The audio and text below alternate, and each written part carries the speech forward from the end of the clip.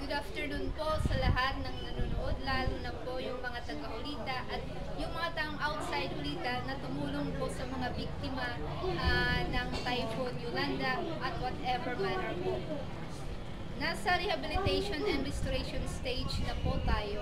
At sa ngayon, ang immediate need namin ay chainsaw at saka gasolina para po ma-rehabilitate namin, especially yung mga farms na nadaganan ng mga kahoy at mga coconut para maputol namin, magawang bahay, at the same time malinis namin para yung field na noon ay nakatanim ang mga coconut trees, ngayon po ay pagtatamnan namin ng mga root crops. So, again, nagpapasalamat ako sa inyo. Sa ngayon, uulitin ko, restoration na po kami. Immediate need namin yung mga chains.